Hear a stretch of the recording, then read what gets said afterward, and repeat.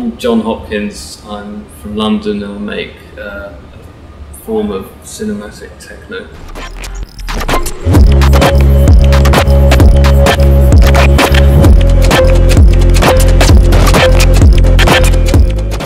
For some reason, very deeply ingrained from my earliest memories. I think one of the first things I remember is getting a set of chime bar things for Christmas when I was about 3. And it was just one octave, and apparently I put them in order and made a little tune on them. And so, you know, even from then it was just kind of I don't know, somewhere. I had this real obsession with 60s folk, Nick Drake and John Martin at least. Like, the 80s stuff was more like Pet Shop Boys and Depeche Mode, and you know. It's just something like I'd never heard those sounds before. That sort of electronica thing was just totally new to me, and it just seems so exciting because if someone was creating sounds that had never been heard before, just imagine what would be possible.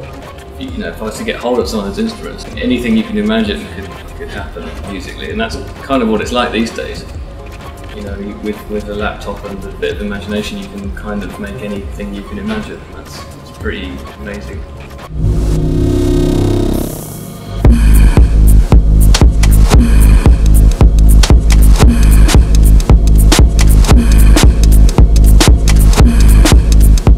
I've always been interested in the human brain's the extra levels of consciousness that are not readily apparent. So you can access it by self-hypnosis or by certain forms of yoga or transcendental meditation or certain drugs or even sex experiences. Anything that can transcend just daily mundane consciousness. And music, when it's powerful, does do that to the brain. Particularly in dance music, where there's an element of hypnosis already inherent in techno that you would hear.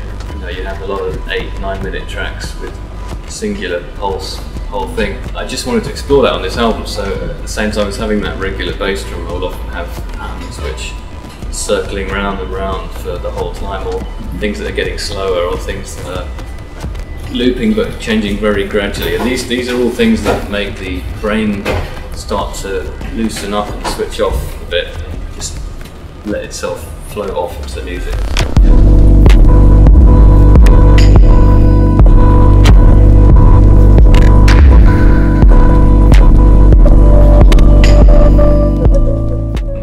Like, I had this one show, I can't remember, where was it, in Philadelphia, maybe 3 years ago, where I played this particular track, a really euphoric track, and I looked out and everyone was like making out with each other at this point. And it's like, I love to think that something in the music had triggered that shared reaction. You know, that's obviously the goal, is like when you take electronic music away from its sort of cheesy extremes into the real core of people who are doing it for the love of it, and there's no posing or posturing, it's just, yeah, it should be like that. It's a communication between everyone in the room.